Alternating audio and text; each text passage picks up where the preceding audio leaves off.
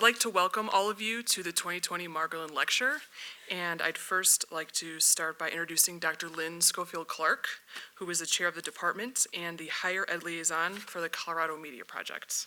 All right, thank you. Thanks to Rachel and to Darrigan for bringing their classes to be with us today to hear from Evan Smith. We have a lot of students from the university who are here, and so if I can ask, who among you are students in Rachel Lieberman's class? If you could raise your hand so we could all see you. Great, okay, thanks for being here. And how about those of you who are from Darrigan Silver's class? All right, good, thank you. Good to see you all too. And how many of you has it been 10 years or more since you've been in a classroom? That's okay, so a few of us as well. So yes, we're happy to be back. We're always a student, everybody's always learning. So I'm really happy to have you all here. I'm gonna set the context for our speaker by telling you a little bit about journalism and about what we're doing with this special lecture as part of your classes. So how many of you worked on high school journalism newspapers or maybe in your broadcasting for your high school? Any of you work in that? Yes, I did too. How many of you were editors? Any editors in the room? Couple high school editors? All right, yes. So we can all get together and at midnight tonight and remember the good old times when we couldn't put out a paper in time. So it's good to have people who've been in this for a long time. I want to start out by telling you a little bit about Morton Margolin, who is the person for whom this lecture is named. And then I'm going to show you a little video for a humor break, and then tell you a little about what's going on in the Colorado news landscape to set the context for your guest speaker today. Because this is an event that is put together by the University of Denver and the Colorado Sun, which we'll talk about in just a minute, and then also from the Colorado Media Project. So the annual lectureship is made possible through an endowed fund that was established by the Margolin family and their friends in 1979, and we give it to a person who has made an outstanding contribution to improving our collective understandings of the relationships between politics, economics, and journalism. Morton Margolin was a lifelong journalist who reported on business and economics and received many awards and a great deal of recognition during his 15-year career in Colorado. He spent the bulk of his career at the Rocky Mountain News and also at the Colorado Business Magazine, which he helped to found. Margolin was nominated for the Pulitzer Prize when he produced a series of projects, news stories in 1952 that exposed controversial U.S. reclamation projects in central Wyoming area of Riverton. Anybody here from Wyoming? Couple of you, all right, so you know where Riverton is.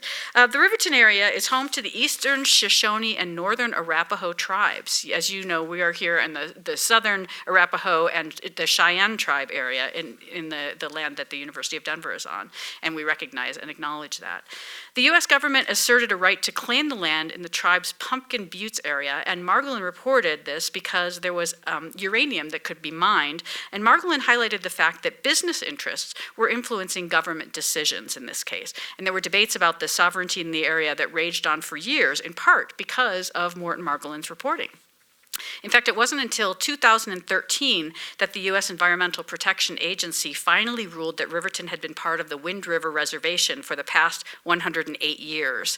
This ruling gave the tribes the right to measure air and water quality in the region, and that gave them the recognition of their rights to the land. But this isn't a debate that's settled. In February of 2018, the 10th Circuit Court of Appeals in Denver ruled that the city of Riverton and surrounding lands were not part of the Wind River Reservation, and that the EPA had overreached in recognizing native sovereignty over Riverton. Then in June of 2018, the U.S. Supreme Court upheld that decision. The tribes believe that this ruling diminishes their taxation, criminal justice authority, and their water rights. Morton Margolin certainly would have had something to report about the current situation, and we hope that there are others in the journalism profession who are now following in his lead as the story as he once did. I think he'd actually be a great character in a feature film. And we're going to get to talk about Evan in just a second, but first I want to talk a little bit about some of the heroic stories of journalism. How many of you have seen some of the movies that are up here? Anybody see any of those movies? There are lots of films that feature journalists. In fact, we are a society that loves to think about our journalists who reveal the truth to us, and we also think about the outsized influence that journalists have in society, especially in politics. The most recent entry in this whole area of highlighting journalism in our fictional film realm was, of course, Spotlight. So how many of you have seen Spotlight? A lot of you have. How many of you are from Boston? Is anybody from Boston? So, okay, so we have one person from Boston. Any of the students from Boston? And Denny's? Okay, so you have a daughter in Boston. I was going to ask if any of the students remember what the film was about. Anybody? You can raise your hand or you can just shout it out. But I'm a teacher, so I'm good at being really quiet until somebody gives a response. So, what's the film about? Thank you, that's right. It was about the abuse scandals in the Catholic Church, and the Boston Globe is actually the oldest continuously operating newspaper investigative journalism team in the country. That's what Spotlight is named for. It's named for that investigative unit in the Boston Globe. And in 2001, they documented that widespread and systemically hidden child abuse by priests and other leaders in the Catholic Church. It won several Academy Awards in 2016 for Best Picture and Best Original Screenplay. And now I'm going to play about 15 minutes of an excerpt from John Oliver's program, Last Week Tonight. How many of you have seen that program? So maybe you've seen this before, but I'm going to ask you to pay attention to it because this will help us to think a little bit about the role of journalism in our contemporary society right now, and some of the things that Evan will be talking with us about in just a minute. And this particular clip came out just after Spotlight had received the Oscar in August of 2016, so he's going to refer to that at the beginning.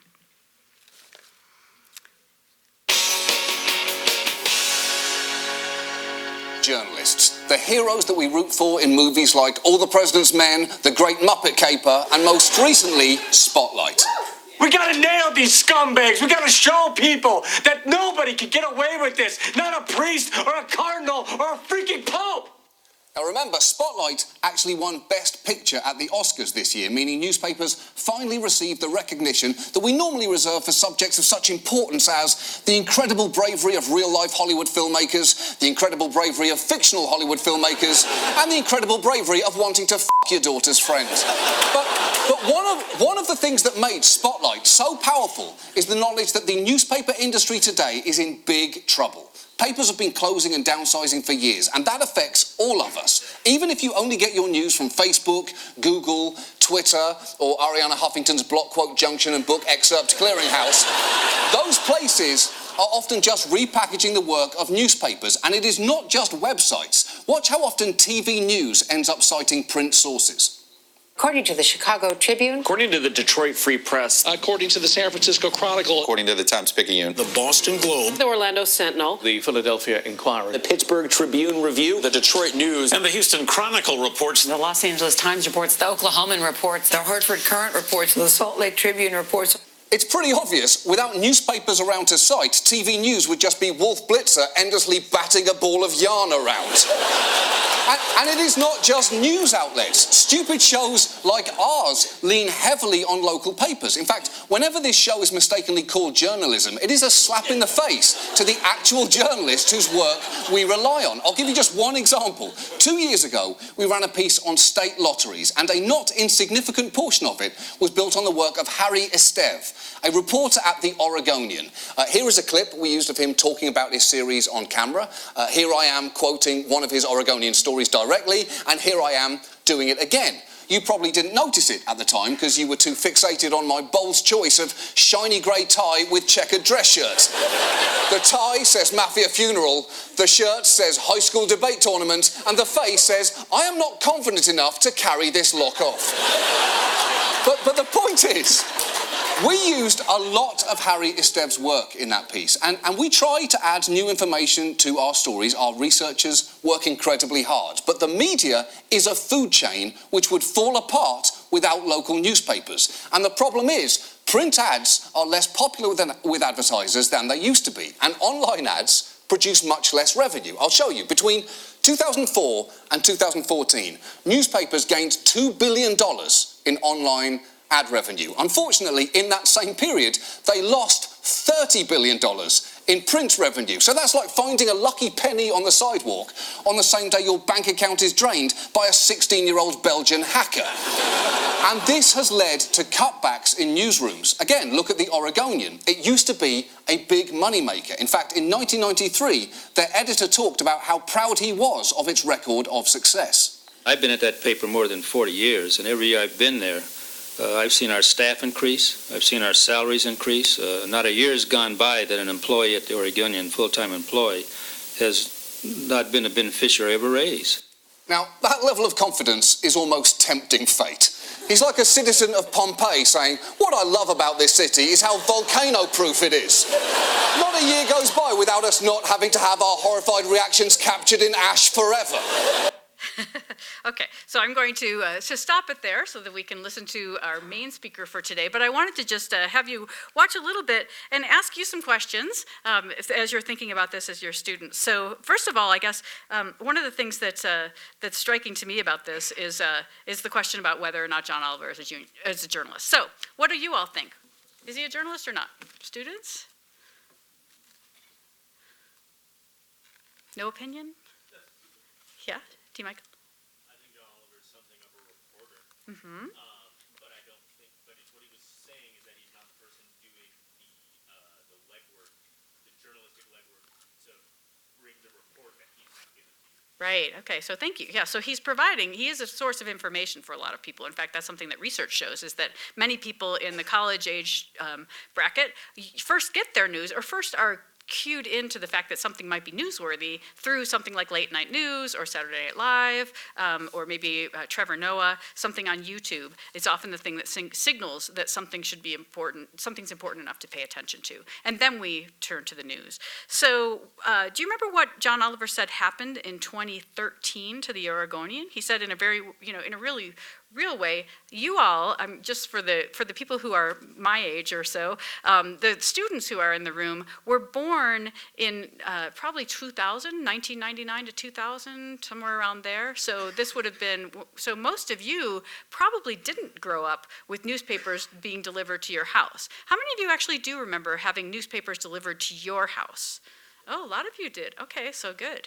How about your grandparents? Did a lot of you have your grandparents have their newspaper delivered to them as well? Some of you remember that? Okay, so when, in 2013, he talked about the Oregonian. What happened in 2013 that was so dramatic for things that were going on then? He talked about how important it is to think about the way that things were really going well. And then in 2013, that was when there were a lot of layoffs, there were cuts to the print edition, there was moving to digital first. So he was just coming up to that actually in the video. So I'm sorry, I cut it off a little too early.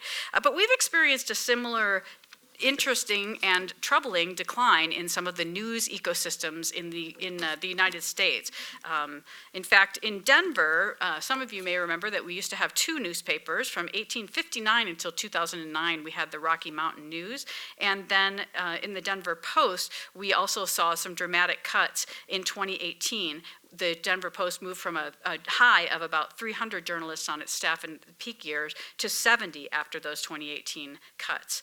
And in fact, one news industry analyst named Ken Doctor said that the US news industry has lost 60% of its size over the last 10 years. 60%, which is pretty significant.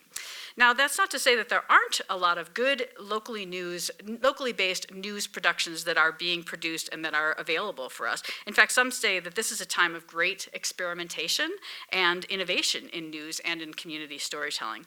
But even with all of these different sources that we have available to us on the local scene, we're still seeing a cutback and a lack of reporting on certain issues, especially having to do with monitoring of local politics.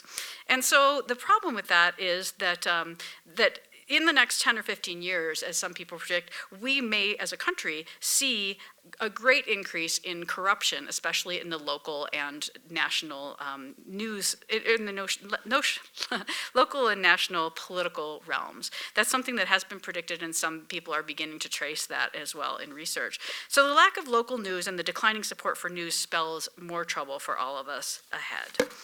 And so one of the things that's been happening in Colorado is that we've had a new kind of an effort called the Colorado Media Project that has gotten started to try to address this issue of how can we provide and find support for local news.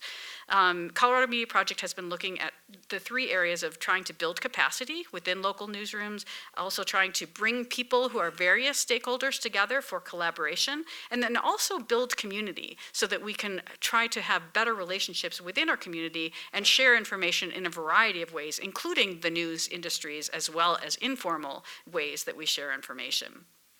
There are a lot of different ways then that the Colorado Media Project has been looking into what's happening within the scene. And so one of the things is that there's been a lot of interest in how local foundations are supporting news. Some of you may know who now owns the Washington Post. Do any of you know who owns the Washington Post? Some of you who anybody know? Jeff Bezos, right. Who's Jeff Bezos? Yes, that's right. He's the head of Amazon, and he actually has done a lot of investing in Washington Post that has produced some really good reporting.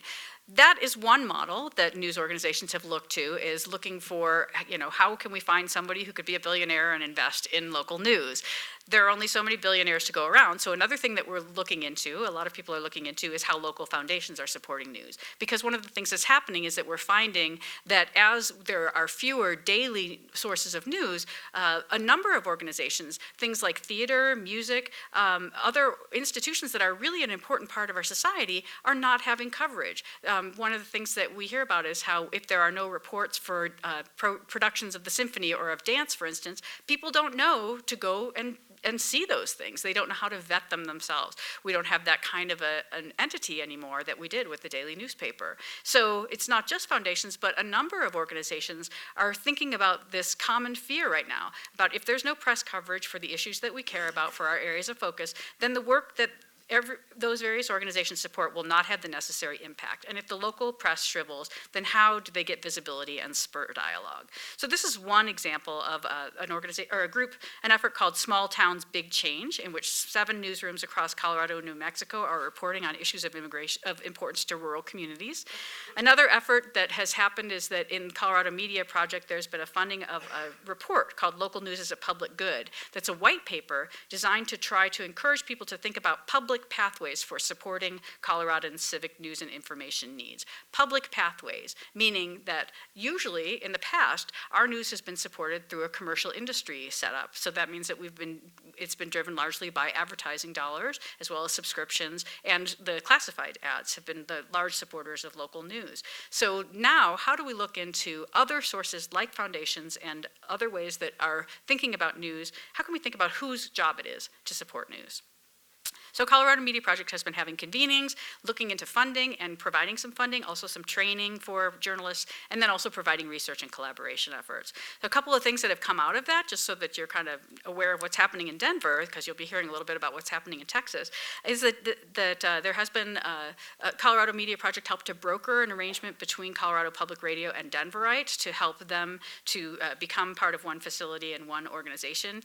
They're also now working with the people who are founding the CoLab, which is this is a mock-up of a building that will be in Denver in the next year, I think it's predicted to be open, and there'll be a 3rd floor there so that if people are in this room are independent journalists, you will be able to lease space at a reduced rate so that you'll be in spaces with other journalists who are also reporting on issues that are of interest to the community. And the hope is that that will also help to foster some collaboration and build some community. There have also been a number of studies done, the Public Pathways one that I mentioned. There's the arts and culture coverage, to look into these issues of how are people finding out about arts and culture, and how can local news be a part of that conversation and amplify what's happening. And then now there's a media landscape study that's happening that's being led by 2 faculty members here at the University of Denver, Professor David Capini and Karim Al-Damanhouri, who some of you may have in class as well. We also had Colorado Meager Hack here, and thanks to the Madden Center for Innovation and in the liberal arts and creative and liberal arts. I'm looking at Darrigan Silver, who is the director of that, trying to not mess it up.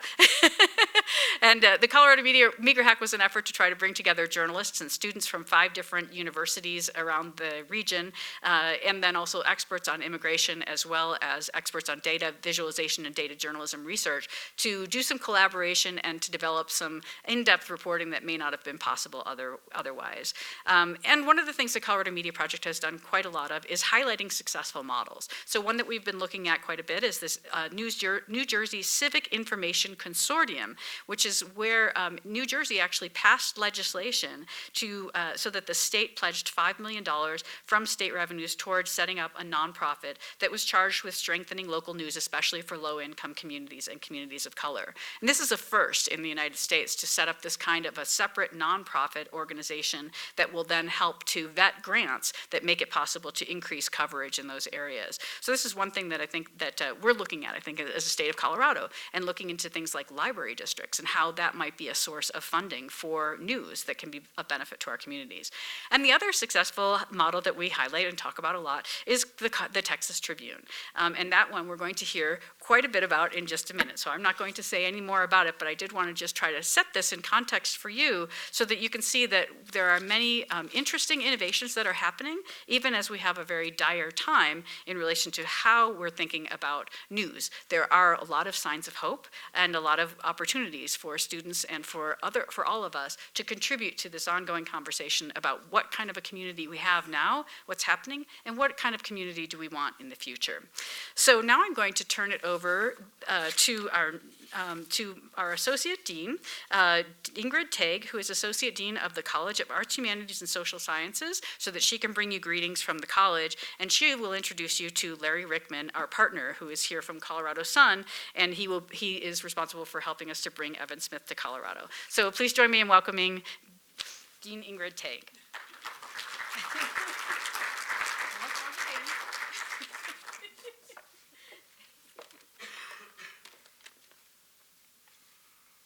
Hello, and welcome all of you. As Lynn just said, I'm Ingrid Tag. I'm the Associate Dean of the College of Arts, Humanities, and Social Sciences here at the University of Denver. And it's my pleasure to welcome you on behalf of the college to the 2020 Morton Margolin Distinguished Lecture. We're thrilled to have Texas Tribune co-founder and CEO Evan Smith with us, and we appreciate the opportunity to partner with Colorado's online news outlet, the Colorado Sun. I'm now pleased to introduce you to Larry Rickman, editor-in-chief of the Colorado Sun, who will in turn introduce you to Margolin lecturer Evan Smith, who will then introduce you to, it stops there. Larry Rickman was a senior editor of news for the Denver Post from 2013 until 2018, when he left the Post with several colleagues to establish the Colorado Sun. For students and others who may be new to Denver, the Colorado Sun was established through an unusual funding method that employs blockchain and cryptocurrency to support serious in-depth coverage for the state of Colorado. And I definitely know what blockchain and cryptocurrency mean and have to do with this particular funding model. The Sun has since built an impressive membership model that is rooted in strong engagement with its followers. And this really is notable and is something that has been the subject of a lot of community conversation, how successful this model has been. As Westward reporter Michael Roberts wrote of the Sun, the coverage tends toward, and I quote, topics that journalists cover because they're important, even though they don't generate nearly as many clicks as pieces about sports, restaurants, or celebrities, unquote. And again, I think we can all celebrate and appreciate that, even if we also click on those pieces about sports, restaurants, and celebrities. Larry Rickman spent close to 22 years with the Associated Press as an assistant managing editor, national editor, and Moscow correspondent, covering the fall of the Soviet Union and the 1999 massacre at Columbine High School. He also served as managing editor of the Gazette in Colorado Springs and city editor at the Greeley Tribune. And before that, he was a journalism major and history minor. Woohoo! I'm a history professor. His background is probably similar to that of several of the students sitting in this room, and that suggests that you too, perhaps, could one day be the founder of a major news initiative. So go out and do that. So thank you very much, Larry, for partnering with us in bringing Evan Smith to Denver. And now here's Larry Rickman.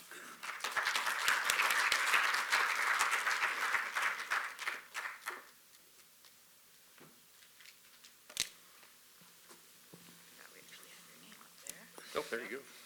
I'm official then. Thank you so much. You often hear the term rock star applied to people who've achieved a certain exalted status, but you generally don't hear it much in journalism circles, unless the name Evan Smith happens to come up. Should those of us in the industry that has been reshaped by technology, rocked by disruption, and ravaged by job losses, Evan Smith has done more than excel since he started the Texas Tribune 10 years ago. He's given us hope.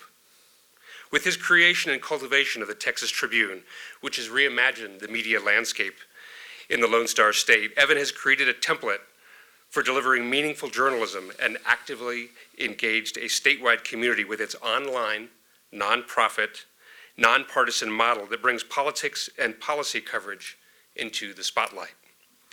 Not only has his vision recreated the template for filling the vast gaps we call news deserts with excellent reporting and writing, but it's made that crucial commodity available to all types of outlets that no longer have the resources to produce the type of work that holds powerful institutions accountable while engaging the community in important conversations.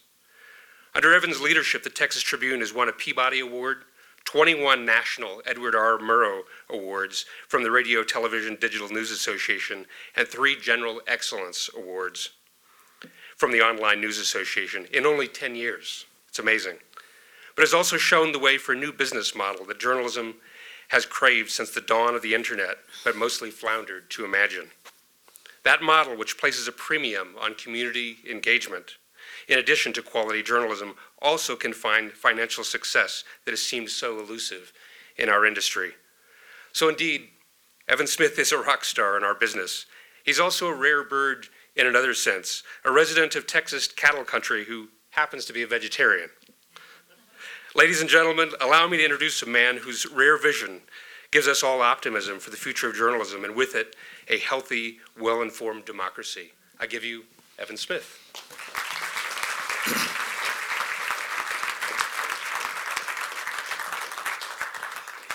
Thank you. Larry, thank you so much. What a nice introduction. Good afternoon, everybody. I don't feel like much of a rock star. I mean, look at how I'm dressed. Does this look like I look like the guy who flushes everybody's weed down the toilet, don't I? Not really much of a rock star, at least in look. Lynn, Emily Schwartz, thank you so much for your hospitality. The dean made me laugh a couple times. Nice dry sense of humor is a good thing to have in a dean. Hashtag dean jokes, very good.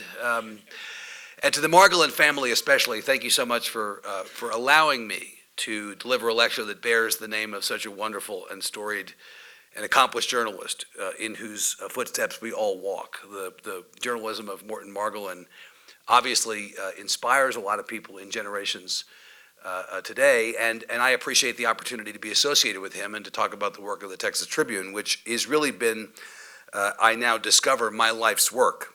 I spent many years, let me see if we can advance that, there you go. I spent many years at a magazine called Texas Monthly. Now, I know you have 5280 here in Denver. We were sort of brothers in arms as magazines go. We were about a place. Texas Monthly was around from 1973 on, so now I think it's coming up on its 50th year publishing. And I was the editor of that magazine for 9 years. I was there for a total of 18. I loved that work, and I loved being there. But I left because I was concerned about what was happening outside of the offices, outside the walls of Texas Monthly, in the city of Austin and in my adopted home state of Texas. I am indeed a vegetarian, that's true. That is not the weirdest thing about me, though. I'm from New York, and I find myself many years later, 29 years in Texas, more than half my life, described routinely as a person who knows more about Texas politics than anybody else, and I think, you know who I am, you know where I'm from. It's something that you acquire. Texas Monthly was the place that I learned everything I know about Texas, and I really did love the work there as the editor, but it turns out that was a job, and what I'm doing at the Tribune is a calling. This is a mission-driven organization we've started, and as I said, I left because I was concerned about what was happening outside of our offices and in the city of Austin and in the state of Texas. I was watching over the years at Texas Monthly the number of venues for serious reporting decline. When I arrived in Texas in 1991, there were still 2 daily newspapers in Houston, a Houston Post to go along with the Houston Chronicle. There were 2 in Dallas, the Dallas Times-Herald along with the Dallas Morning News. There were 2 in San Antonio, the San Antonio Light and the San Antonio Express. There were, even as recently as the early 90s, 2 newspapers in El Paso, the morning paper, the El Paso Times, and then an afternoon newspaper. Long gone are all of those papers. We do not have 2 newspaper towns in Texas anymore. In fact, we barely have cities with 1 newspaper anymore. Even the papers that exist are shells of what they once were. The disappearance of venues for serious reporting, print and broadcast, matched by the decline in the number of reporters. You saw Lynn call out on the John Oliver clip and after the reduction in the number of people in our industry. Ken Doctor's reference to a 60% cut. We have seen hundreds and hundreds and hundreds of reporters in the big cities of this country, in Texas, in Colorado, and other places, leave the industry for other jobs, in part because the economics of the for-profit news business no longer allow for them to have as many people on staff doing that work as they once upon a time did. From the time I moved to Texas in 1991 to the time I left Texas Monthly to start the Texas Tribune in 2009, less than 30 years, the number of reporters at our state capitol in Austin dropped to a third of what it had been. And there are fewer reporters today. And yet the population of our state has grown precipitously. The number of issues that we all confront day to day in Texas has gotten to be more rather than fewer. Those issues are more complex, not less, and yet less coverage, fewer reporters, and fewer venues for that reporting. So it was with that in mind that in 2009, I joined forces with 2 partners to leave Texas Monthly and to start something called the Texas Tribune. The idea of the Texas Tribune was that we need more coverage of public policy, we need more coverage of politics. Even if you cannot make a buck doing this work, it is still important enough to do, and it is incumbent upon you to find another way to pay for it. The for-profit media business in this country is broken. Period, paragraph. It cannot come back in any way to produce the kind of public service journalism, news reporting, that our communities, our state, our country, and our world need. It will not come back. The economics will not come back. Will there be newspapers? Yes. Larry asked me over the course of this week in preparing to come to see you all if I thought that we were going to soon have a world without newspapers. No, I believe there will continue to be newspapers, but newspapers will no longer look like what they've looked like in our lifetimes, especially those of us with gray hair in the room remember a time when you got a daily newspaper on your doorstep. Newspapers were, in fact, daily, published every single day. There are communities in this country, very large cities, that have newspapers that publish 3 days, 5 days. Most people read newspapers online and not in print. Most people try to get their news for free and not pay for it. And yet these newspapers, these news organizations have legacy costs, printing, paper, postage, big facilities that ultimately make it impossible to spend the dollars you have available on actual journalism. The economic model is broken.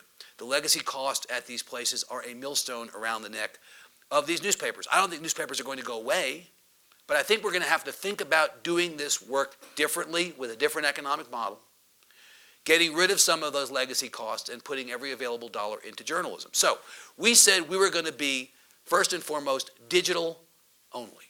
It's a website, texastribune.org, but to call it a website is really to miss the fullness of it, the complexity of it, to miss the point. It's really an online community.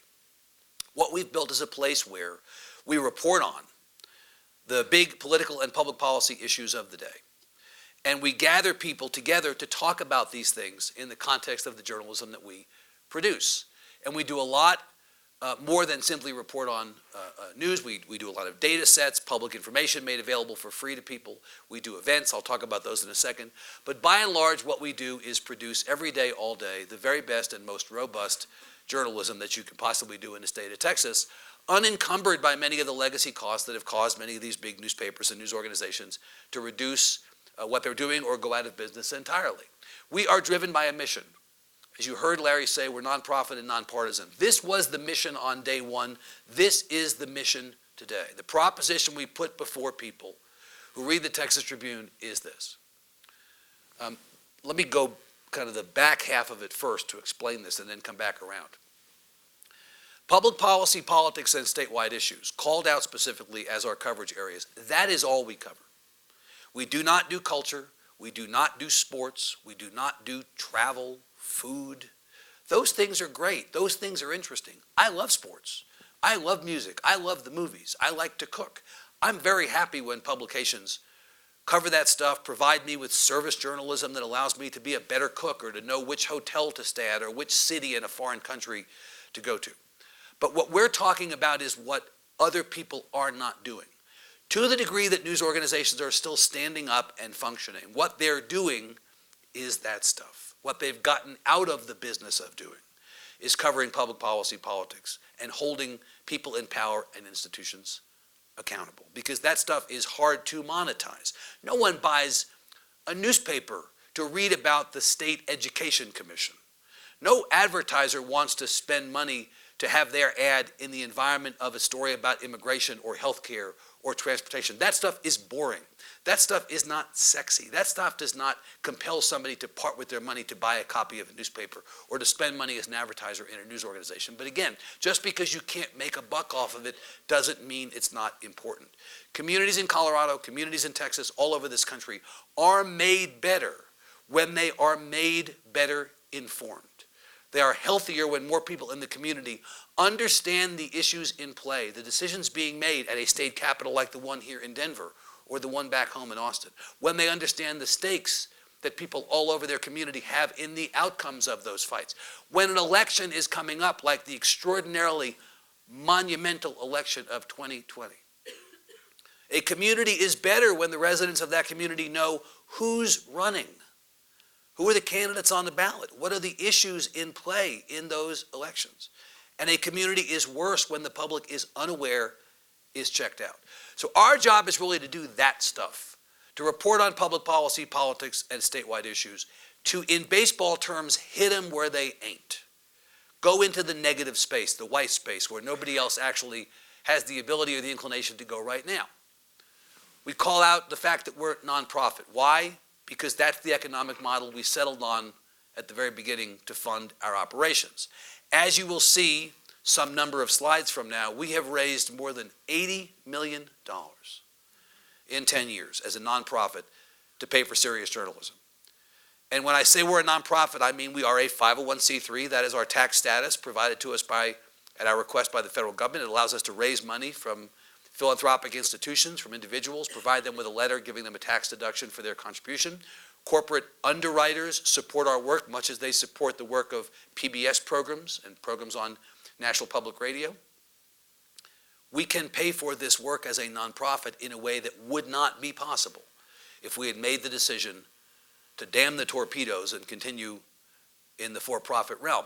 And the nonpartisan part, that is as important as the nonprofit part. Now, when I'm in Austin, Texas, the People's Republic of Austin, Texas, the blueberry in the tomato soup, right? You all live in a purple state trending blue. We're still living in a red state. People talk about it going from red to blue this election cycle, please. Austin, Texas, and the cities of Texas are blue, but the state is red. When I am in Austin, Texas, I talk about nonpartisan journalism. People go, okay, I get it. When I get farther and farther away from Austin, the snickers, when I say nonpartisan journalism, get louder and louder. They think nonpartisan journalism is like jumbo shrimp, an oxymoron. But what I tell people and what I truly believe is that if you stick to the facts, if you tell people what's going on, if you don't editorialize on issues, you don't endorse candidates or campaigns, tell people what to think, you stay off the field of play, keep your thumbs off the scale, wear the uniform of no team but Texas. Anything good can happen. And we have proven over 10 plus years how serious we are about being nonpartisan. We hire people who don't have bad habits they have to unlearn. We tell all of our journalists, pull no punches, but hit both cheeks. If you are only holding Republicans accountable, and we have a state where every office is held by Republicans at the state level, if you are only holding Republicans accountable, you're doing it wrong. There are good Democrats and bad Democrats in Texas and elsewhere. There are good Republicans and bad Republicans in Texas and elsewhere. You hold the bad ones accountable and you celebrate the work on behalf of the community, of the state, and of the country, of the good ones on both sides. We have proven that you can do that. We are the ones everyone talks to. We are the ones everyone trusts. We are the ones everybody reads. Now, will we occasionally have fake news thrown our way as an epithet? Well, we all do these days, right, Larry?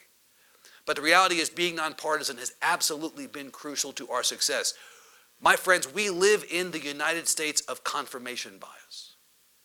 If you have a voice in your head, an idea about politics, you can find these days a source of news that reaffirms that voice.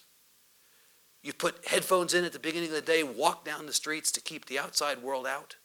You curate your Twitter feed to have it be filled only with people you agree with. Your satellite radio channel the same, your cable box the same. You can go a week or a year or a lifetime without encountering a point of view different from the one you already have in your head. And that is the thing that is killing us in this country. We've stopped talking to and stopped listening to people we disagree with, right? You can disagree civilly. There was a time when we used to disagree with people in a civil way. We believe that journalism is a public space, a safe space, a public square where we litigate our differences, done right. You don't reaffirm the confirmation bias problem, right? You don't reaffirm the point of view somebody has, but you give them a reason to think about it, challenge it, think differently about it, encounter points of view different from theirs. So nonprofit is a fundamental part of what we do, but so is nonpartisan. You know, in Texas, we like to say everything is bigger. That is the cliche, and like all cliches, it's true. Texas could not be a better place to do this work. We have the most contiguous miles with the Mexican border of any state, so immigration is our issue. We have the most people without health insurance, both the percentage of our population and the raw number of our citizens of any state. Healthcare is our issue. We produce the most crude oil of any state in the country. Energy is our issue. We sue the federal government more than any other state. Federalism is our issue. We have 5.5 million kids enrolled in the Texas public schools, 10% of the nation's enrolled students. We have about 1.5 million enrolled in higher ed, also second only to California, public ed and higher ed enrollment. All the big issues in this country, the superlatives, start in Texas and migrate out to the rest of the country, or an issue might start somewhere else and land on Texas with the loudest thud of all. Texas is different. Texas is big. This work is important because Texas is important to the national conversation. That is why it is so important for us to have a news organization doing this hard work in Texas. These are my children. Carson on the right is 23, graduated from the University of California at Los Angeles, UCLA, with a degree in environmental science. Her brother Wyatt on the left is a freshman at the University of Texas at Austin studying sports journalism, which I told him I couldn't oppose because it had the word journalism in it. Honestly, it bores me, sports journalism. But you want to be a sideline reporter on ESPN, you do you. That's fine. So this is actually taken about a year ago when they came down for dinner during one of the holidays when they were both back in the house. And let me tell you something. If you're my age or Larry's age or the age of some people in the room, and without planning it, your kids come down for dinner both in Pink Floyd t-shirts, you are absolutely a good parent, as far as I'm concerned. So Wyatt decided he wanted to go into journalism, which is a surprise to me because he's not a particularly thoughtful, deep, existential thinker. Right? He's a kid like everybody else. So one night he comes down to dinner in the midst of this decision to study journalism, and he says to me, out of the blue, we don't talk about this stuff ever at dinner, he says, "What is journalism?" And it occurs to me when he says this that I've not been asked this question this way before, the simplicity of it. What is journalism? So I had to answer, I had to think in the moment of a good answer for him. And what I came up with was we search for the truth and we tell people what we find. That is journalism, the act of searching for the truth and telling people what we find. Now, I was an editor for many years, and if you've been an editor for many years, you're always trying to improve upon the thing in front of you. And so as I now tell the story, I realize I should have said something a little different. What I should have said is we search for the truth and we tell people what we find. Sometimes we find the truth and we tell people that. Sometimes we don't find the truth and we tell people why we couldn't. Sometimes journalism is about the destination and sometimes it's about the journey, right? But I still think that's pretty good for having to think in the moment, right? We search for the truth and we tell people what we find. But of course, as I've thought about it more, really I could have answered the question two other ways. We hold people in power and institutions accountable. That is fundamentally what the job of journalism is. Again, without regard to party, without regard to ideology. Our job is to be your voice, your advocate, in holding people in power and institutions accountable. I think that's absolutely at the center of all the work that we do, the work that Larry does, the work that the best journalists in the country do. But there's a third answer, and it gets to the fact that all of us are busier than the generation before us. My generation is busier than my parents' generation. My kids are busier than our generation. They have more things to distract their attention, many fewer hours in which to be distracted. The idea that we're going to somehow assume that people are going to naturally gravitate to things important enough is crazy in the world in which we live. So our job in journalism is to tee up for people in their busy lives the things important enough for them to stop and pay attention to. We cannot assume that people will be civically engaged organically. We cannot wait for them to come to us. We have to go to them. We have to pretty much grab them by the lapels and shake them and say, this is happening. This is important. You need to pay attention to this. That is the job of journalism. Search for the truth and tell people what you find. Hold people and institutions accountable. And tee up things important enough for people in their busy lives to stop and pay attention to. That is the job of journalism. And honestly, the premise at the beginning when we started the Texas Tribune in 2009 was some version of this. I'm not sure that we put it in these words. But the narrative through line as we launched the Tribune, what we hoped to accomplish, absolutely landed in this space. At the beginning, we said we would do three things, and 10 plus years later, we are still doing three things: news, data, and events. The news product that we produce is very familiar to people who've read newspapers, watched television news. You understand what it is to consume the news. We do daily news reporting. We do breaking news. We do beat reporting. What are our beats? Well, at the very beginning, back in 2009, somebody said, what should our beats be? And I said, what are the 8 largest lines of the state budget of Texas? Money we're spending. What are the 8 largest lines? Public education, higher education, healthcare, transportation, immigration, criminal justice, energy, and the environment. It was literally a 1-minute conversation. Those became our beats. 10.5 years later, almost 10.5 years later, those are still our beats. An interesting thing to say as a sidelight to that is we now discover that maybe we were too simplistic about that. That to pick a word that is in common usage today, and I don't mean it as a pejorative, this stuff is intersectional, right? The largest psych wards in the state of Texas, maybe in Colorado also, are the county jails. If you are the criminal justice reporter, by definition, you need to be the healthcare reporter.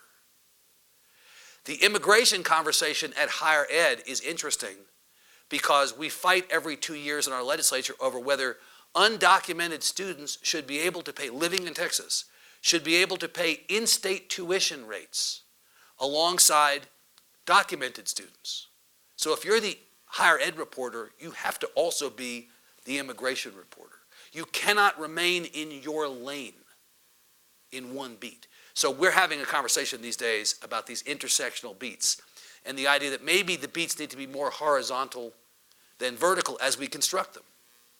So we do daily news, we do breaking news, we do beat reporting, we do political reporting, and we love election time. We love election time. We like nothing more than to have the opportunity to be out on the campaign trail with candidates to report on the 150 Texas House races every 2 years. About a third of our Texas Senate, something in the order of 12 or 13 seats are up every 2 years in the Texas Senate. 36 members of Congress going to 39 if our state would spend any money at all to market the census so that our population is properly counted and apportionment gives us additional congressional seats. Might not happen. But we're supposed to go to 39 seats. We have 2 United States senators, consequential folks. Of course, the presidential campaign is in full swing in Texas, which people foolishly think is in play. It's not. I tell people in Texas all the time, You sports fans will understand this. If Dak Prescott and Jose Altuve is the Democratic ticket in Texas, Texas is not in play. Colorado is in play, although I kind of think Colorado's not in play, right? But Texas certainly is not in play. But we still love to cover the presidential campaign. Mayor Bloomberg is in Texas right now, spending all kinds of money, thinking that he can possibly bypass the early states and win the delegates in time. It's a great, we love political reporting. Of course, the watchdog reporting, accountability reporting we do, critical to our job. And you know, once upon a time, every news organization had a reporter at the Texas Railroad Commission, which despite its name is our energy regulator, or at the Texas Health and Human Services Commission, or at the Texas Department of Criminal Justice. You'd have reporters. Every news organization would have somebody there. Well, when they had to cut back on their reporters, they gave up on that stuff that just seemed boring and unsexy and that they presumed nobody cared about, wasn't important enough to do. We have reporters at all of these state agencies covering all of this stuff. And we are overturning rocks every day looking for waste, fraud, and abuse, public corruption. We're looking for ways in which these state agencies and appointed folks need to be held, bureaucrats, the bureaucracy needs to be held accountable. And of course, we do investigative journalism. Which I wasn't sure, candidly, in 2009, that this format, the web, could accommodate. Long-form journalism on the web. I didn't know for sure that people would have the sustained attention to consume long-form journalism on the web. We come to find out now, in fact, they do. So we do investigative journalism on our own. We do it in partnership, collaboration, with other news organizations like ProPublica, or GRIST, some big, some small. We do some stuff just on our own. And you know, we're not in the business of putting pelts on the wall. But sometimes, because of our reporting, pelts materialize. We end up reporting on something and then the head of a state agency will have to retire early or resign or be fired. We'll end up in a lawsuit, as we are in the case of the receipts for the Texas inauguration in 2019, which the state refuses to release to us, and so we're suing to get access to what we believe is the public's right to know how that money was spent. And in fact, to the ProPublica point in collaboration, earlier this year, last year, we announced a 5-year project to bring investigative journalism back to the state of Texas, a $9 million investment in public service investigative journalism, ProPublica and the Texas Tribune, a project that will put 11 new positions on the ground. A senior editor, 7 new reporters, veteran reporters, who are going to do nothing but investigate everything going on in Texas. It's investigative journalism about Texas, in Texas, for Texas. $9 million investment. So I said to Larry earlier, you know, I went into journalism not to do math, but I got out my calculator app, and that comes out to $1.8 million per year for 5 years. That will double the amount of money being spent on investigative journalism by every other news organization combined in the state of Texas. Texas is big, Texas is important. We got to deploy resources for that purpose. Every single day, an email that looks something like this goes out to about 250 news organizations in Texas. Traditional print newspapers, weekly papers in small communities, TV stations, radio stations, online outlets. And what it basically says is, here's everything on our site today, come and get it. Here's everything on our site tomorrow, come and get it. We've assigned photography, paid the photographers, cleared the rights. You can have those photographs for free. We've created graphics to go with the stories. Come and get those. You can get those for free. Everything we produce at the Texas Tribune is made available for free to anybody who wants to republish it with the touch of a button. Why do we do that? Very simply, these communities deserve to have the information that we produce. If Larry lives in Orange, Texas, in Deep East Texas, and I live in Austin, public education, the quality of schools matters every bit as much to Larry in Orange as it does to me in Austin. The quality of the roads that Larry drives on to and from work, or to and from the gym, or to and from his church. The quality of those roads matters every bit as much to Larry as they matter to me. Right? Go down the issue list. Matters to him, matters to me. Larry is every bit as much of a Texan living in Orange as I am living in Austin. In fact, I live in Austin. I live in fake Texas. I live in Disneyland. Larry lives in real Texas. Larry is arguably more of a Texan. But there is no daily newspaper in Orange, Texas. There is still a daily newspaper in Austin.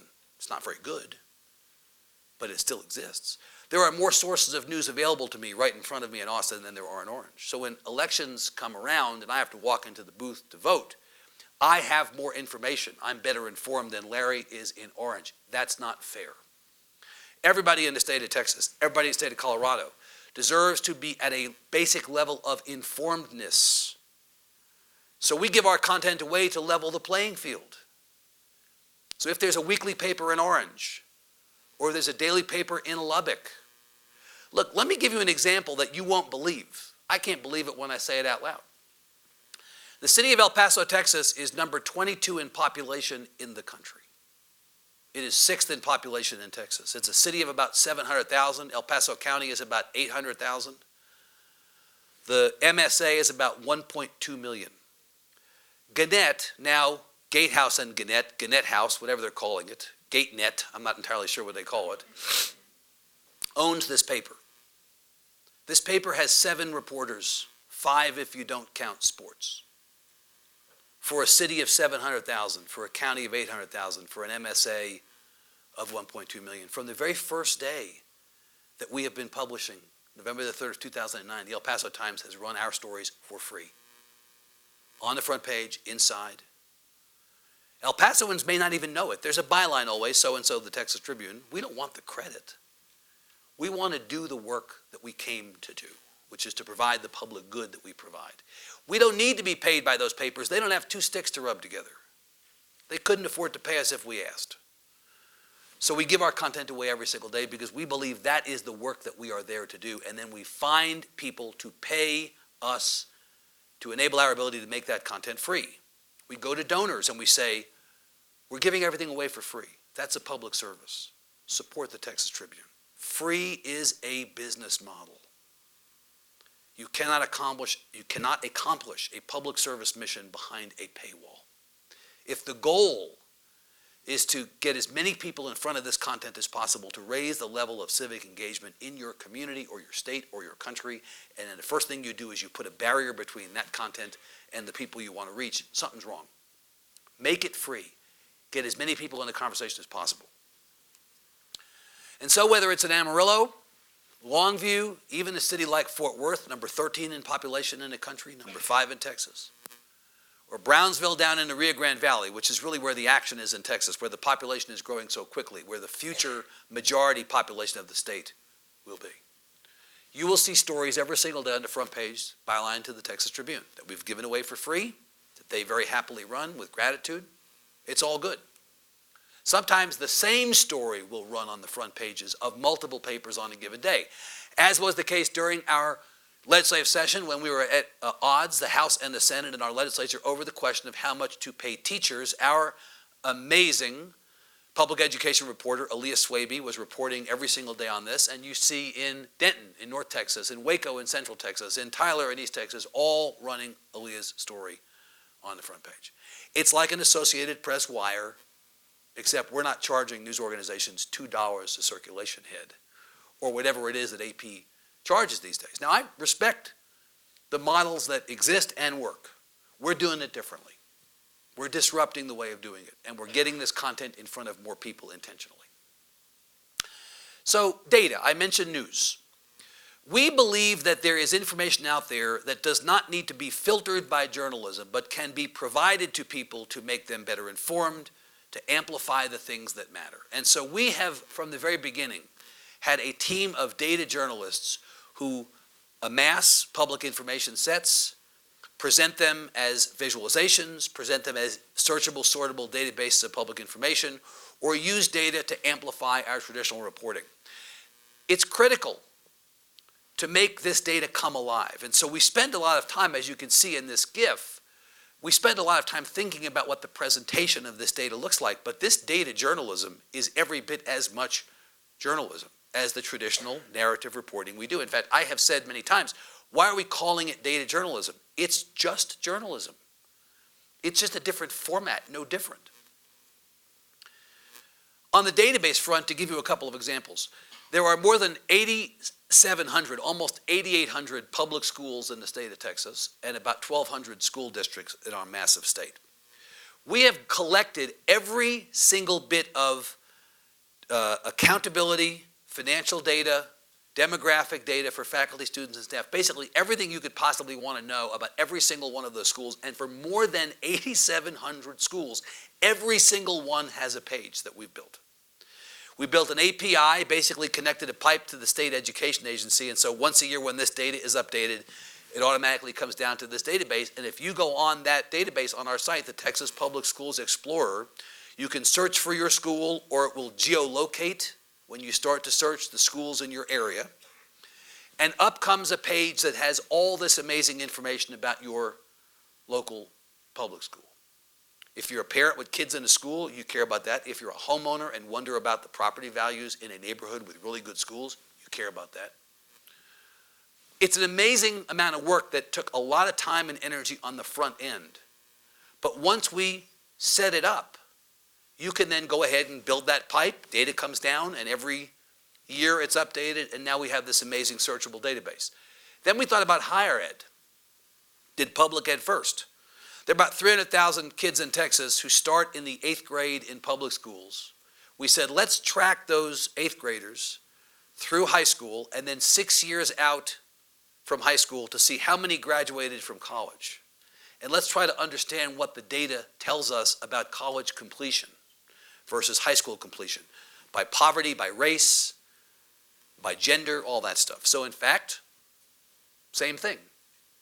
We have it broken down by region of the state, by county. There are FERPA laws that don't allow you to get too far down in specificity, but county level we can do, and you get to see exactly how many people entered, how many people graduated, what does this tell us about the state of our higher education system. It's an amazing set of data, this higher ed database, as is the public schools database, and it proves what you can do with public information to illuminate the challenges and opportunities in your community. Or in a state like Texas, which even with the death penalty no longer as embraced widely as it was once upon a time, we are still the killingest state in the country. We executed the first American of 2020 in Texas last week, first execution in the nation, and we have 7 more scheduled in Texas between now and May. Our death row has 214 people waiting to be executed currently in Texas. And what we did was build a database that allowed you to find out more about every single person on death row. Anything you could possibly want to know about these individuals. We've gone ahead and requested the data from the Texas Department of Criminal Justice, and you have a database now that allows you in real time to do that. Now what's interesting to me, I love this, is look up in the upper right-hand corner.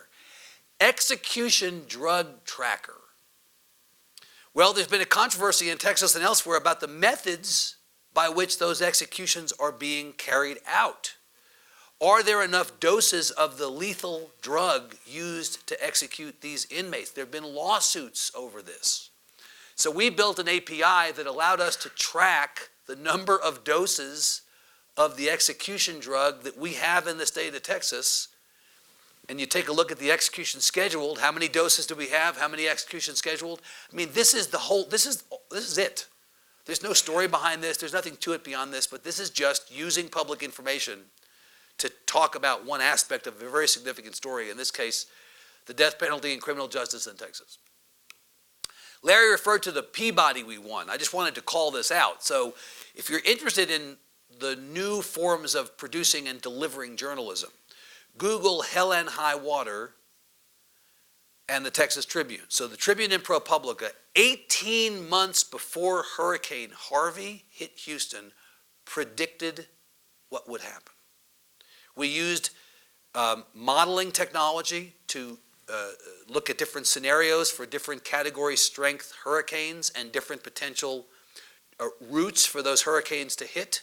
And we said Houston's laws, zoning laws, building code are making Houston incredibly vulnerable to a Category 4 and Category 5 storm. And if one hits, it's going to devastate the city and the surrounding area. And we use technology to show how it would affect each scenario. I wish we had been wrong. but literally 18 months, March of 2016, storm hit in late summer of 2017. We predicted the consequences of a Category 5 or Category 4 storm hitting the city of Houston. Again, this is basically data that told this story. Technology employed for the purpose of telling this story. So the last part, I said news, data, and events. Why do we do events? You know, all of us who've worked in news organizations over the years, remember, you know, you'd have a barbecue festival or a bridal show or an apartment show. Those were the kinds of events that news organizations did that came out of their marketing departments. There's a place for that stuff, peace. We're talking about editorial events. Basically, journalism in real time. Journalism in person, where you bring an elected official or a newsmaker on a stage like this one, in front of an audience like this one, with cameras rolling, and you ask them hard questions on the record. And then you give the audience, often the constituents of the person on stage, the opportunity then to ask questions themselves. We do more than 50 events a year around the state of Texas that are just what I described. Newsmakers, elected officials, others, public officials on stage with an interviewer from the Tribune asking hard questions in front of an audience at a public venue, free to attend, cameras rolling, live streamed if you can't be there. We love to do this more than just about anything. We have an event studio in our office now. For the last 2 years, we've been in an office downtown. We moved offices when the staff grew, and we took an additional 3,000 square feet to build an event space. We invested $650,000 to build out this space, to outfit it with the latest technology so we can do a 4-camera shoot, we can do live streaming, podcasting. We have a control room behind this facility that would rival that of most mid-sized public radio stations. We can do almost anything in this venue. And we do about 30 events just in our studio a year.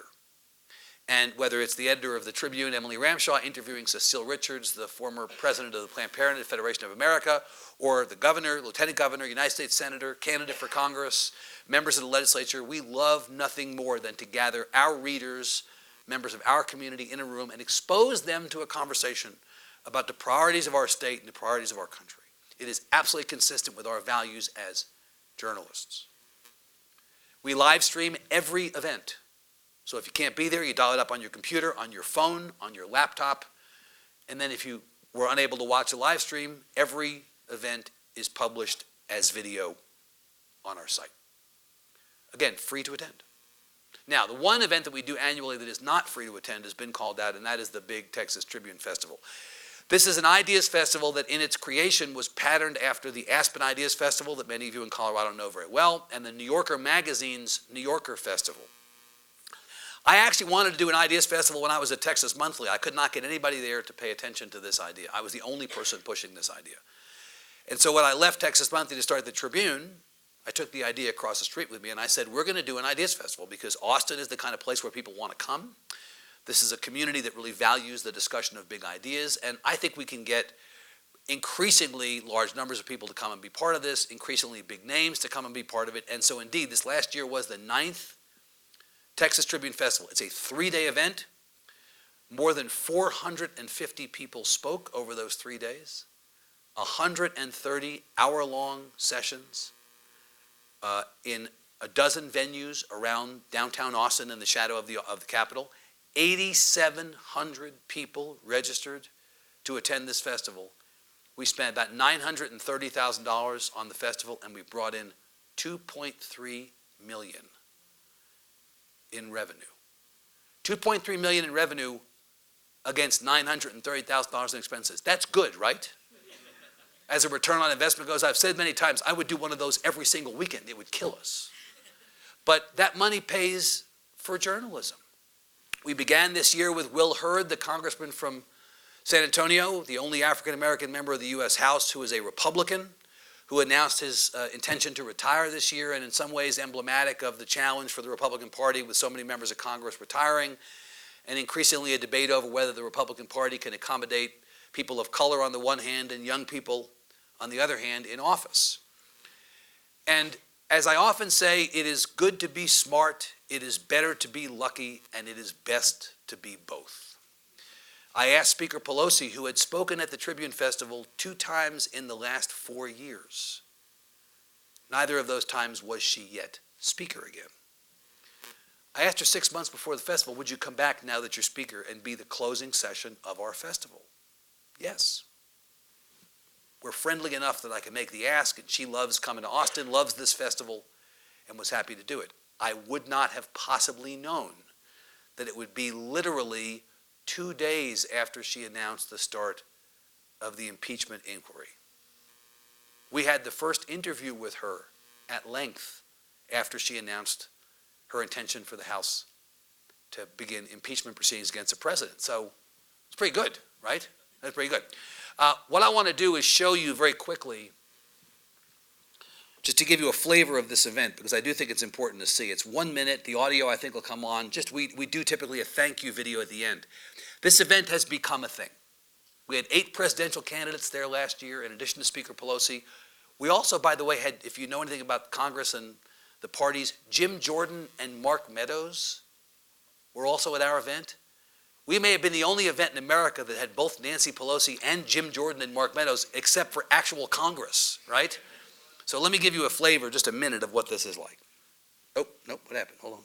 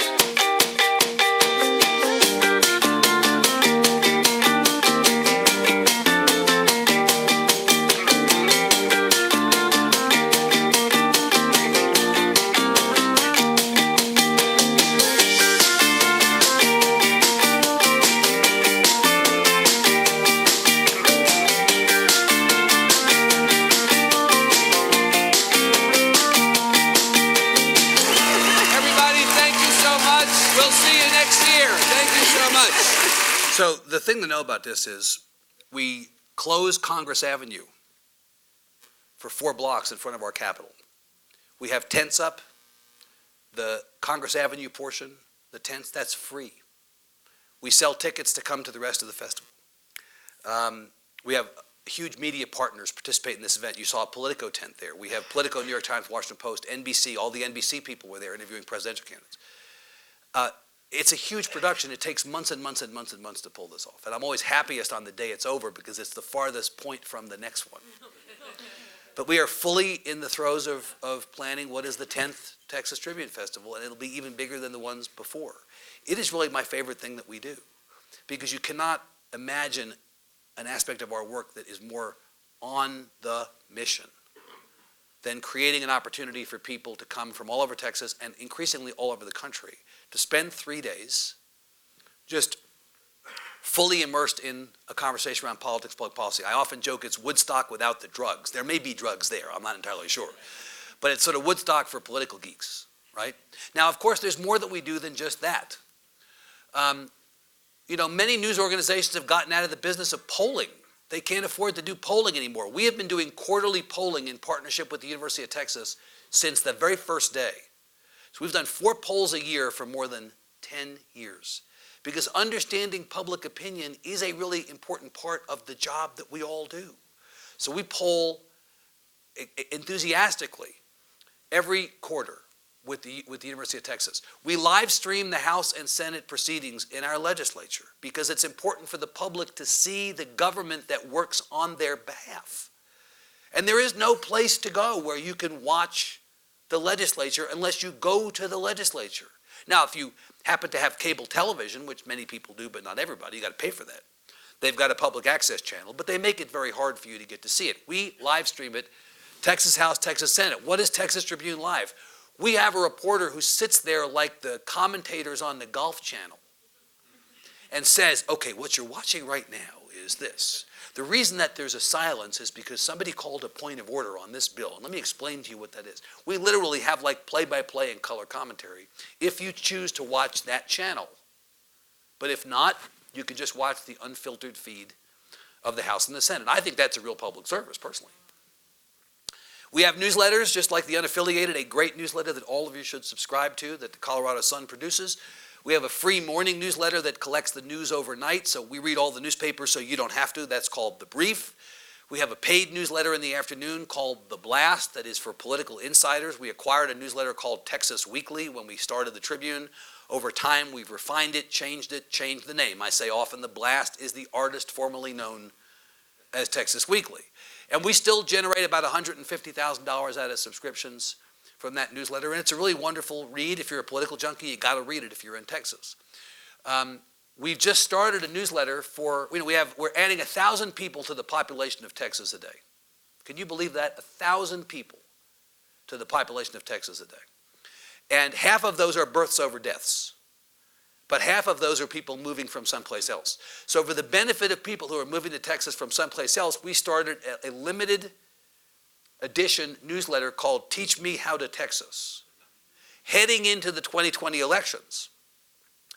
And the idea is to understand the different regions of the state, who lives in Texas and how do they vote, campaign finance, the good and the bad of Texas politics, and what's on the ballot.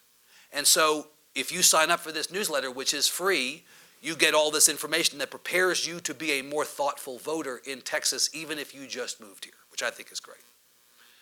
We produced what I think the very best thing that we've ever done from a multimedia standpoint. We produced an episodic documentary series about our legislative session, beginning the first week, ending the last week. It was called Under the Dome, about 7 minutes each week. And I was just crazy about this thing. It's basically the kind of thing that you would see on a streaming service. The quality of it is unbelievably high, and each week it's a different issue or a different thing that was coming up. There's no better way to tell the story of the legislature than to do it that way.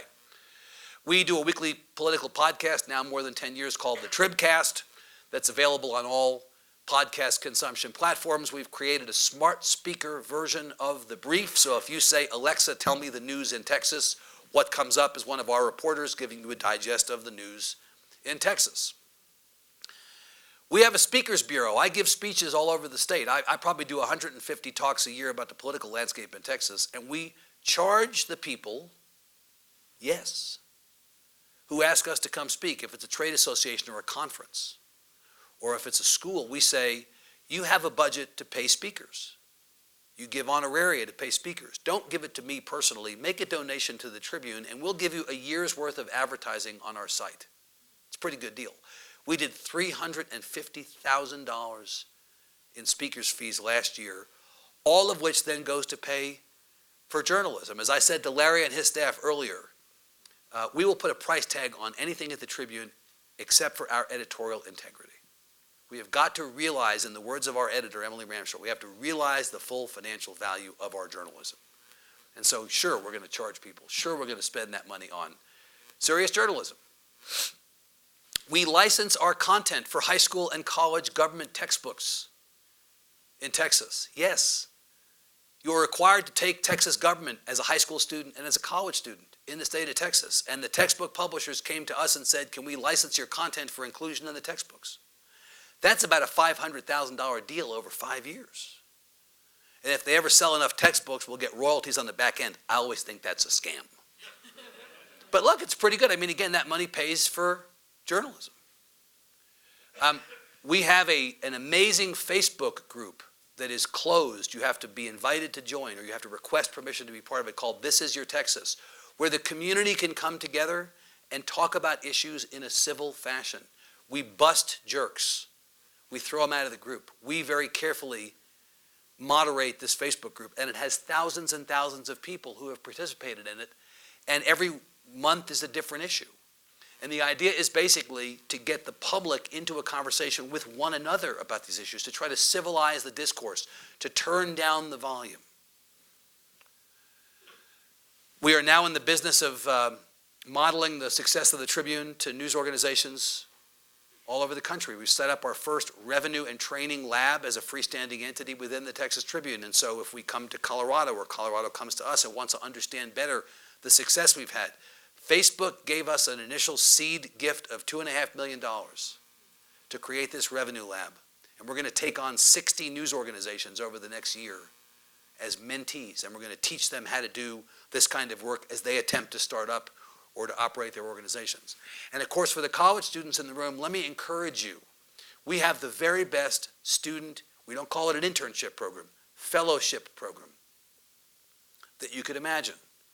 Every semester we welcome 15 college students into our newsroom. We train them intensively in how to do this work, in every aspect of this work. Within the first day or two, you're publishing stuff on our site. You have a veteran journalist as a mentor. You're involved in everything that we do at the Tribune. You are treated as an equal, as a peer, and we pay you $6,000 a semester for the privilege of having you join us. Because it is partly our responsibility to pass the baton to your generation, to be sure that you know that there is reason for hope and optimism about journalism, and that there are standards and there are ethics, and there's a right way to do this. But at the same time, there is room for you to innovate and disrupt and transform and do better at this work than we did. But in order for you to do that, as much as we love classroom settings, it is better for you to be in a working newsroom, working as you can. And so we welcome you into our newsroom. Please consider applying to be a fellow at the Texas Tribune. A little bit about the business of the business, then I'm going to take questions. So these 3 slides come from our last annual report. We are about to publish our 2019 annual report, so the most recent graphics I have only go up through 2018. This is the staff of the Texas Tribune full-time. You can see how it's grown. 17 on the first day, 63 full-time at the end of 2008. Today we are at 80 full and part-time, and we're about to go to 105. I'm afraid we're running an actual business. We need name tags. Kind of sucks, actually. One of the great things about the culture of this place was that everybody felt like they were family. It's harder when you get bigger to maintain the culture that is so successful. But it's a good problem to have. We're a place of optimism and hope. We're an oasis in the news desert. Everybody else is shedding people. We're welcoming new people into journalism. Our membership at the end of 2018 was about 6,000. It's now 7,000 at the end of 2019. Interestingly enough, Colorado Sun has a higher number of members than we do. Now, our model is different. We have major donors and we have foundation support that is greater than theirs, and our annual budget is about 8 times what theirs is, but I give them enormous credit for what they've built. We have 7,000 paid members. And you'll see in a moment what that amounts to in dollar terms. And the audience on our site is 10 times, more than 10 times now, what it was when we launched, unique visitors. And this is only our site. It does not count the pixel tracking that we do of our content running in other news organizations' pages or online. It does not count the attendees at our events. It does not count our social media followers. If somebody in the media business is asked, what is your total audience, and they give you a specific answer, they're lying to you. Because it's all these things, right? We've redefined, among other things, how you calculate, quantify, and think about audience. But this is a pretty good trend line, and may it always continue. This stuff will not pay for itself. I didn't use the word stuff earlier in talking to the Colorado Sun. You could imagine what word I used. And I said correctly that if I had a lower back tattoo, which I do not, that it would say, well, it would say, this shit doesn't pay for itself, right there. Because the reality of journalism these days is that it must be paid for. Serious journalism must be paid for. There's a right way to do it and a wrong way to do it, like everything else. We only do it the right way. There is never the wrong time to do the right thing. But it must be paid for. As of this last weekend, this is the all-time fundraising that we have done at the Texas Tribune, broken out by category. Major gifts are gifts of $5,000 or more by individuals and family offices, family foundations. Major gifts foundations are institutional foundations, institutional philanthropy. Membership, that's small dollar contributions on the one hand, but it's also upper level memberships. What I described to Larry was, I go to a rich person, Lynn's a rich person, Lynn's a billionaire for purpose of this conversation. And I'm me, and I come to her and I say, Lynn, you have the money, you should support the Texas Tribune. What we do is really important, you should be supporting us. And she's like, I'm supporting all these other causes, I'm not really sure that I want to do that. And I say, Lynn, you have the money. Voter turnout in Texas is terrible. The public is checked out. There are all these big issues. You should support us. And then she says to me like a teenager, I'm just not that into you. And I say, I'll make you a deal. Give me $1,000 a year for 3 years, or $2,500 a year for 3 years, or $5,000 a year for 3 years, and I won't bother you again. You won't hear from me again. Done. A consolation prize gift. We do about $600,000 in small dollar gifts. We do about $700,000 in those larger consolation prize gifts in membership. Corporate sponsorship, that's corporate underwriting. Speaking of artists formerly known as, that's the artist formerly known as advertising. Believe me, I'm going to charge that guy before this is over to make him a Texas Tribune supporter. Corporate sponsorship is basically what we used to call advertising. But it's underwriting. It's what you see on the NewsHour on PBS. It's what you hear on Morning Edition and All Things Considered in the afternoon. Corporate support of public media. Events, that's revenue generated by the many events we've done over the course of the 10 plus years. More than $13 million generated through the events door. Pretty good. And then the earned income is the paid newsletter, it's licensing of content, it's other work for hire that we do. Almost $81 million in a little bit more than 10 years. This is this year, almost $11 million in revenue divided up this way. We can do this. I don't just mean we at the Tribune, I mean we every place. Larry can do this. We can do this. Nevada can do it. Mississippi can do it. Every state can do this. The money is out there. You just have to find it. You got to have a strategy to find it. That's the key. And we disclose everything. If you're interested to see who funds the Texas Tribune, I showed this to the folks at the Colorado Sun. Every single dollar donated to the Texas Tribune from the beginning of time is on our site in as close to real time as possible, disclosed. Because you should know who's funding us. I mean, there's this fiction that if you're a nonprofit news organization, you're somehow more susceptible to influence from your donors than a for-profit news organization is from advertisers. Where do I go to see who finances the Denver Post? If I want to know who supports the Denver Post's operations financially, where's the website that I can go to see that? There isn't one. But if you want to know who funds the Texas Tribune, you can go right there, bottom of the page, in the footer, who funds us, question mark. Click on that. Everything comes up. You can see by year, you can see all time, you can search it, sort it, corporate, foundation, individual. What's next? There's always a what's next, right? We have a strategic plan that we passed in 2018, published on our website in September. It calls for doubling our audience and diversifying it to resemble demographically something akin to the demographics of the state of Texas. We cannot do a good job covering Texas unless our newsroom reflects the diversity of the state we cover. And I can tell you that over the last year, because of our work to try to diversify our newsroom, 10 of the last 13 hires we've made have been people from diverse backgrounds. We are intentional, thoughtful about diversity in hiring. We've overhauled our policies. We will be the newsroom we wish to be very soon. The second thing we've called out in the plan is making membership the metric of our success. How do you take people, as they say in the business, from the wide end of the funnel to the narrow end of the funnel? How do you inspire in people commitment, engagement, loyalty to your organization? Well, if they're willing to pay a couple of bucks for it because they believe in the work you do, they can still get it for free. But if they become members, that means you're doing something right. Making membership our mantra. Making membership the new audience. The metric of success, that's a critical part of what we do. The third thing is we're going to invest in technology. What I say is putting the tech back in the Texas Tribune. We were on the cutting edge, we thought, in 2009 when we invested in all this technology for the Tribune. You know what? The first tablet did not come out, released by Apple, until the spring of 2010.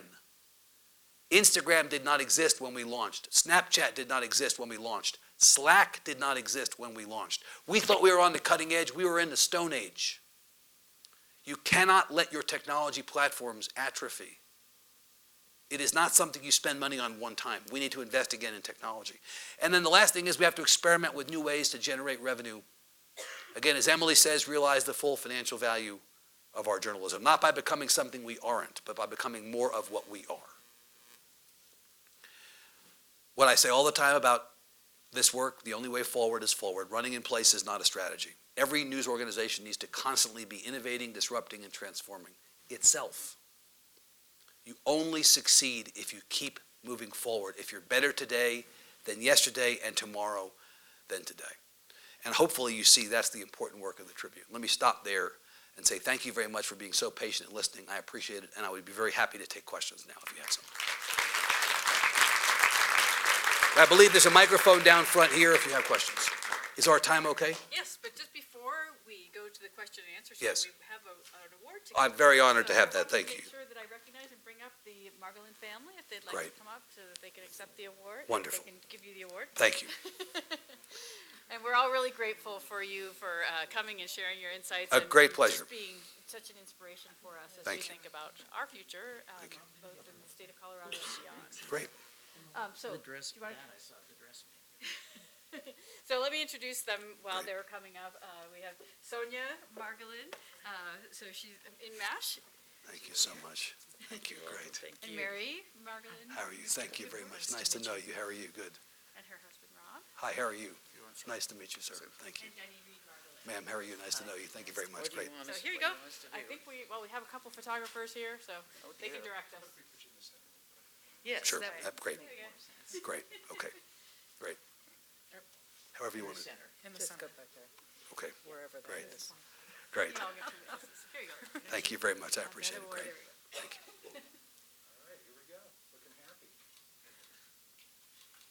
Thank you. Thank you so much. Again, to the Margolin family, thank you very much. I'm honored to have this, and I appreciate your effort. Oh, aren't you nice? Thank you. Believe me, thank you. Thank you. Well, I feel very lucky to be here. So we have some time for questions. What can I tell you? Please ask anything. I'll bring you a microphone just so that we can hear because we're trying to tape record this for other people, so.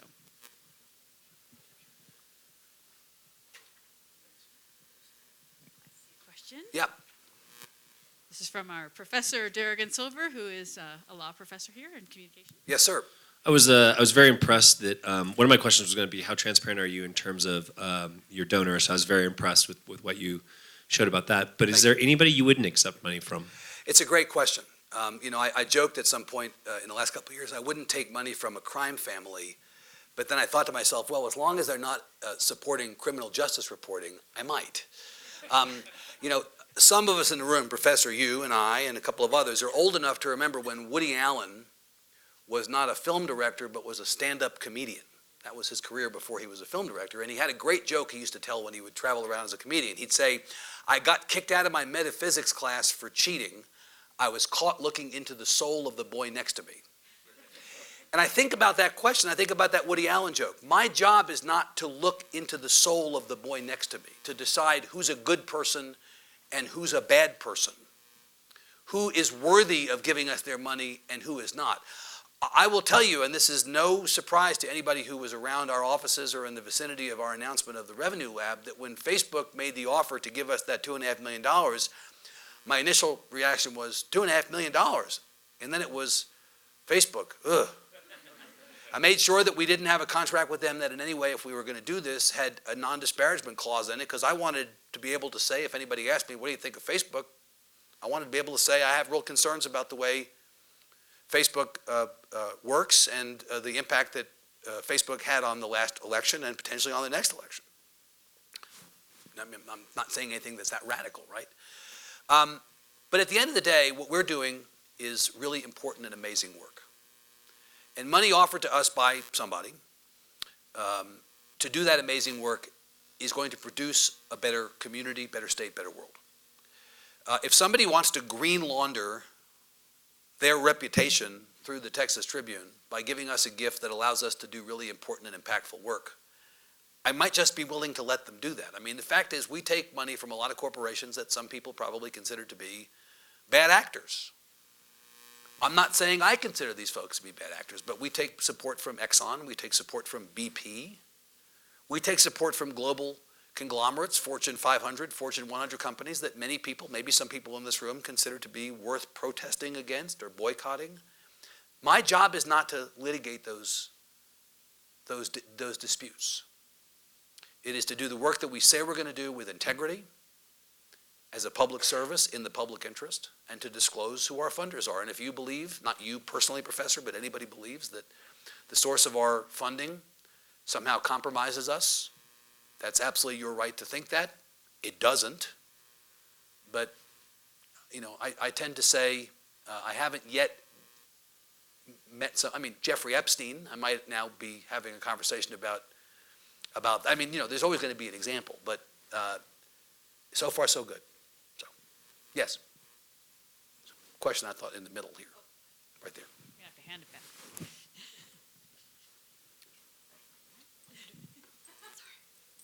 Sorry, bear with us. Yeah. I was actually talking to some reporters the other night about this. Under this model, Yes. is there any more of a problem for you taking a story, say like if the Weinstein story had come to you, Yeah. that might involve multiple libel lawsuits that could go on for a very long Right. time? Would that be handled any differently under this Well, model? I mean, obviously, a news organization that has, or a media organization that has unlimited resources is in a position to do battle with someone who chooses to be litigious, legitimately or not. And a smaller organization on a smaller budget might be at some vulnerability, and somebody who chooses to be litigious to try to prevent journalism from happening might anticipate, well, if we sue them, we're going to put them out of business, and so they may pull punches, thinking that they'd rather not be sued at the end of the day. We have been sued.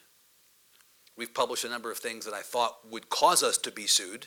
Turned out no, because truth is a defense, right? When you do good journalism, and I think you don't worry about being sued because you go into court and you say, here's the work that we did. I think that having, first of all, being a journalism organization with integrity that values fairness, thoroughness, and accuracy is a great, it's a great relief to you. It's a great cushion around you, buttressing you, holds you up and supports you at moments when people might come after you. No, I mean, and actually I would, a little bit back to the last question, I would say, one of the things that we often do is write really hard stories about the people who financially support us, and don't think twice about that, and risk losing, and in fact do lose, their financial support. You can always get more money. You can't get more integrity. And so whether it's fear of being sued or whether it's a financial relationship with somebody, at the end of the day, we do journalism first, journalism last, and journalism always. That is the only business we're in. And so I don't worry about being sued. I don't worry about any conflicts with our funders. It'll all work out. Well, I know that we're running out of time here for the students because we do have students who are going to need to run to another class. So I'm going to make sure that I give the students an opportunity to thank you again. And just to say on my behalf that if I had $1 billion, I'm sure I would give it to you. Well, thank you very much. Let's all give a round of applause. Great, thank you. And thank you to the students for being here. And if you do need to shuffle off to a class, we understand. We do have a few more minutes for questions. Can I though, so take I'm the gonna question let over some there? I'd people- love to take that let me right bring there. the microphone Yes, thank over you so to much. Great. And we'll continue to have some questions for those who want Thank to you. stay.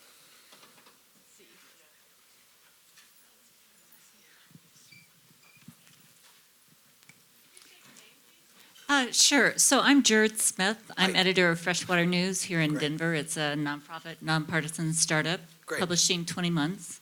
My question is, do you consider your model replicable, and are you planning to replicate in other states? It's a good question. So the fact is, I think I have said almost from the very beginning that our job is not to franchise the restaurant. Here's how I would say it in longer form. Think of us as a Chick-fil-A, right? Our chicken is delicious. And you're welcome to come to Austin and eat our chicken. I'll give it to you for free. You want to see how the kitchen is laid out, what equipment we chose to put in the kitchen to cook the chicken, or you want to see how we price the items on the menu and how we laid out the part where customers come in and sit and eat their food, by all means come and learn everything about our restaurant. But go back to Colorado and open your own damn restaurant, right? What I've said, and I really believe, is I will fight anybody any day for the title of I know Texas and Texas politics better than you, and I will win. But I don't know Colorado. I don't know Nevada. I don't know Mississippi. And I shouldn't presume to know those places. You know Colorado. You know what works here. Are there aspects of what we do that might be appropriated and put to good use here on behalf of the work that you want to do? Absolutely. Do I know which of those are appropriate for you to take? I do not. You'll know, but there are going to be a whole bunch of things that are going to work here that I wouldn't know anything about. So I'd say, don't look to us, and you're not suggesting that we do this, but you're asking if we would do it. I'd say to anybody who put this in front of us, don't look to us to come. Cavalry's arrived, everybody stand down, scratch off the word Texas, put Colorado in there instead, and just nonprofit news in a box. I think the better thing is, you know what works. Stand up an organization with the support of us and others in your community, taking the parts of what we do that work, but also doing things that you know are intentionally better for Colorado than might be for Texas. Now, we'll do training, we'll model best practices, we'll share everything we've learned, we'll help you avoid pitfalls that we were not smart enough to avoid in the first 10 years.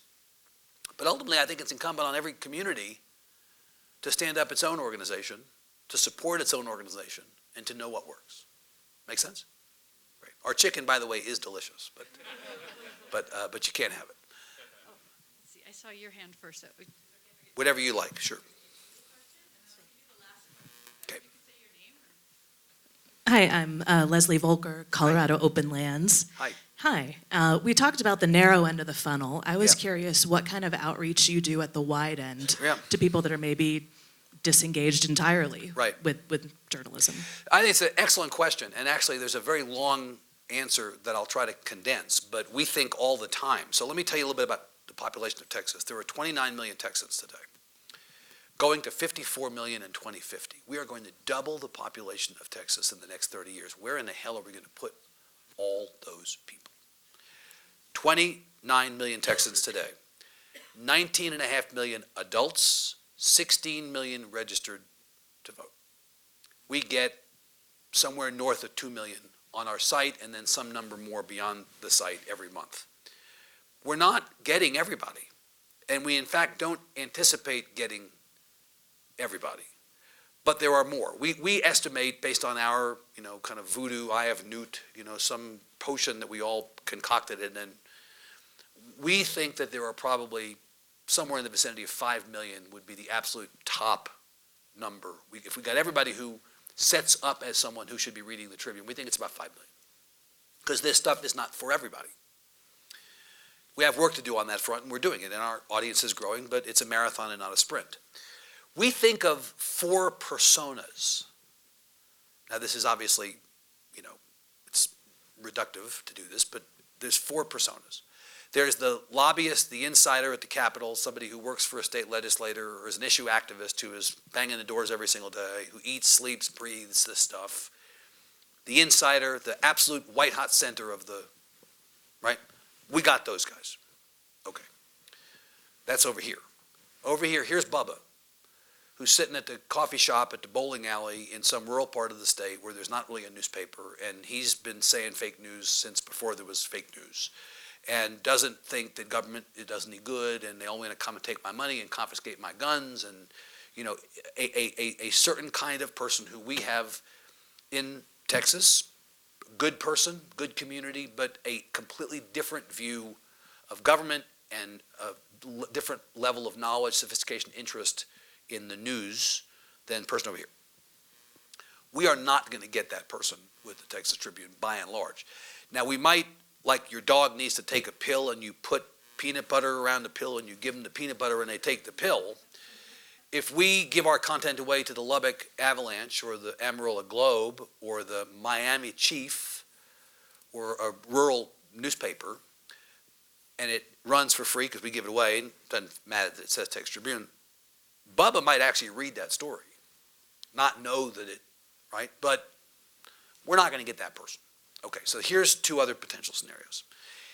Here is somebody who isn't working as an insider at the Capitol in state government, but is somebody at a local level, in a suburb, in a fast-growing suburb, who maybe is a city council member or a school board member, is not really engaged in a larger conversation, but only sees the stuff that's right here. That person has to be persuaded that there's a connection between the work happening in the local community and at the state level, and that's a huge opportunity for us. We have a bunch of those folks, but we don't have nearly enough of those folks, and so it's incumbent upon us to get out of Austin and to go. And that's why one of the reasons we do our events in all these communities around Texas is we go and see those people where they are and hopefully persuade them to come along with us. Here are people who are single issue, local, personal, the moms who came together to reduce the number of advocate for the reduction in the number of standardized tests, end of course exams for their kids, or the moms who are concerned about the tendency to not vaccinate children in the public schools. Those people are not really having a political conversation. They're just focused on this one thing. And they need to understand that their one issue actually relates to a whole bunch of other issues, and that they need to be paying more attention because the wheels of government work in a certain way, and they can be more effective as advocates if they engage on a larger footprint. And we get a lot of those, but we have a lot more of those we can get. And so I think if you think of those kinds of categories, you know, we're great here. I think we should probably not spend much of our time here, but it's here where we think there's an opportunity to do more and to grow more. This is like retail politics, not wholesale politics. I think that one of the things about Larry building an audience in Colorado and us building an audience in the Tribune is you cannot wait for people to come to you. I said this in another context before. You have to go to them. You have to make the case. You have to persuade people every single day. And you have to produce journalism that ultimately is impactful in their lives and make the argument that they should be paying attention to this stuff because it really does matter. It takes time. I think we can get there, but it's not going to happen overnight. Do we have any other questions? I think if we're about ready to wrap, I know that people would like to meet you personally and have an opportunity to talk to you one-on-one. So I want to invite everybody to please come up and say hello to Evan. And maybe I'll come down. Okay, we'll have you come down. Thank you all so much. Let's give him a round of applause again. Thank you.